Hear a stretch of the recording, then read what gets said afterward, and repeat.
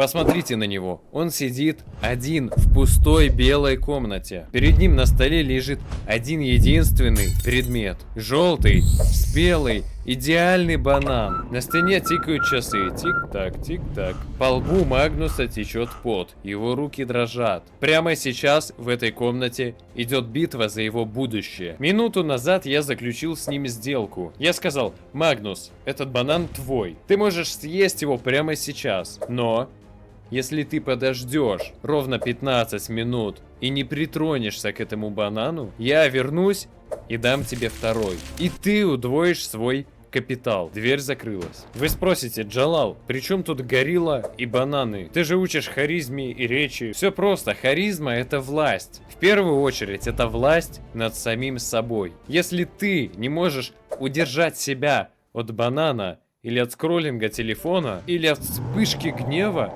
то ты не управляешь даже самим собой, своим телом. А как ты собираешься управлять людьми? Сегодня на примере Магнуса я покажу, как 99% мужчин проигрывают свою жизнь. И как это исправить. Вернемся в комнату. Прошло всего 3 минуты. Для Магнуса этот банан уже перестал быть фруктом. Он стал для него центром вселенной. Внутри Магнуса просыпается его нафс, его животное «хочу». Оно начинает панику. Оно кричит: «Бери, бери сейчас». Мозг Магнуса — это гениальный адвокат дьявола. Он начинает рационализировать срыв. Послушайте эти мысли, они вам знакомы. А вдруг Джалал не придет?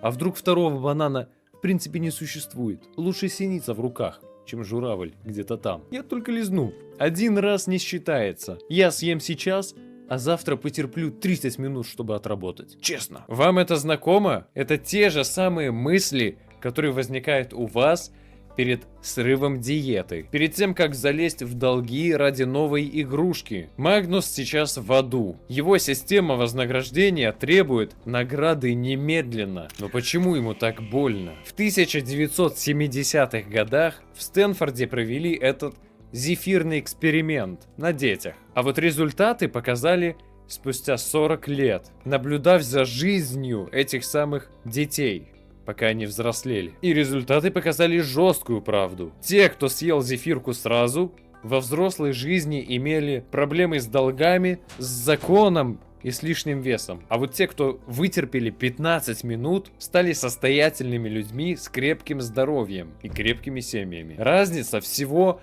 в одном навыке: отложенное удовольствие. Почему мы сливаем будущее? В экономике это называется временное дисконтирование. Наш мозг устроен так, что ценность награды падает, если она отложена во времени. Один банан сегодня равно 100 баллов ценности. 2 банана, но уже завтра 10 баллов ценности. А 100 бананов через год — забудьте, 0 баллов. Мозг почему-то не верит в завтра. Для него завтрашний вы — это вообще чужой человек. Зачем мне голодать сегодня ради какого-то незнакомца завтра, в будущем? Инстинкт Магнуса кричит: бери ресурс, пока есть. Но мы живем не в лесу, а в цивилизации. И здесь побеждает тот, кто умеет играть в долгую. Богатство — это деньги, которые ты не потратил сегодня. Здоровье — это торт, который ты не съел сегодня. Знание — это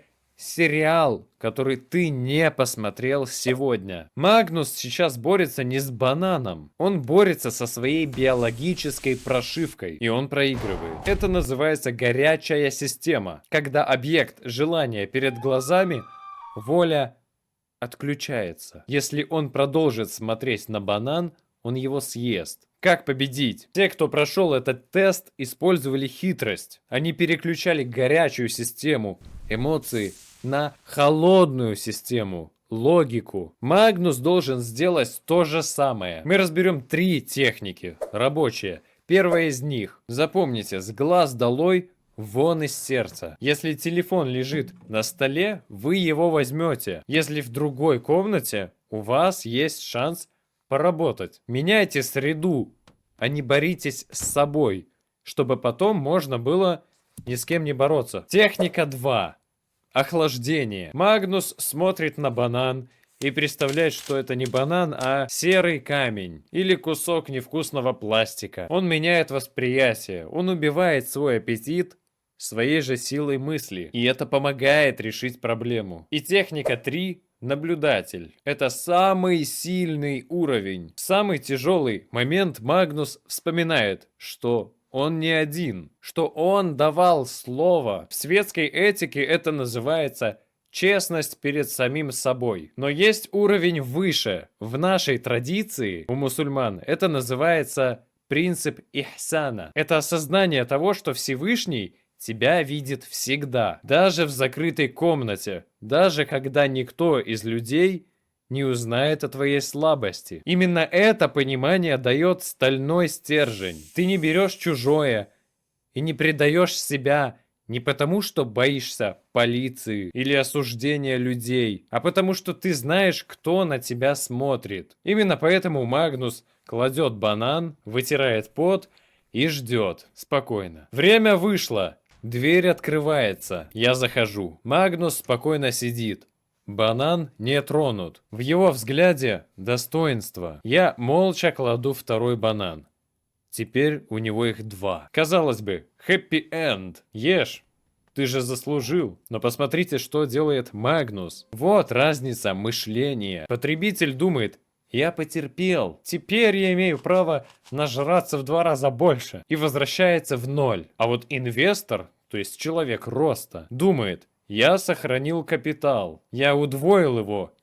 Теперь я его инвестирую. 1 банан в земле через год станет банановой травой. Так называются вот эти пальмы, на которых растут бананы. 1 час обучения сегодня – это 1000 часов свободы в будущем. Магнус понял, дисциплина – это не тюрьма. Это обмен маленького кайфа на огромную власть. Уберите бананы. Посмотрите на свою жизнь. Вы каждый день в этой комнате. Мир кричит вам: бери, живи моментом. Ты этого достоин. Это ловушка общества потребления. Они хотят видеть вас слабыми, зависимыми от товаров и от их контента. Человек без стержня, без веры, без высшей цели – это идеальный потребитель. Им легко управлять через его «хочу». Но верующий, сильный мужчина – не управляем извне. У него есть внутренний компас. В исламе есть понятие сабр, терпение. Я думаю, вы слышали прежде. И это не про то, чтобы терпеть унижение. Сабр – это активная сила. Это способность удержать себя на краю пропасти. Способность отказаться от быстрого вреда для долгосрочной пользы. И именно это качество отличает мужчину от просто самца. Животные живут инстинктами, а человек живет смыслами. Если вы чувствуете, что пока банан побеждает вас, что вы срываетесь, начните с малого, начните с контроля своей речи. Ведь речь – это пульт управления мозгом. Если вы научитесь не болтать лишнего, делать паузы и структурировать свои мысли, вы научитесь контролировать и свои желания. Я подготовил для вас бесплатный урок, инструмент. Это видеоурок «Архитектура уверенной речи». Там я даю техники, как через голос и структуру речи обрести внутреннюю опору. Этот урок можно забрать по ссылке в описании из моего телеграм-канала. Переходите по ссылке, подписывайтесь и забирайте, в закрепленном сообщении будет висеть бесплатный урок. Это ваш первый шаг к свободе от импульсов. Я заметил, что лайки на YouTube очень сильно помогают продвигать мои видео. Я просто в шоке. Поэтому, если у тебя есть возможность, поставь лайк. А еще лучше запусти это видео где-нибудь на телевизоре или на компьютере, чтобы оно отыгралось еще раз. Так YouTube поймет, что это очень мощный контент и даст хороший буст моему каналу, как и твоя подписка. Здесь мы говорим правду, которая делает сильнее. Не пропадайте. Мир вашему дому.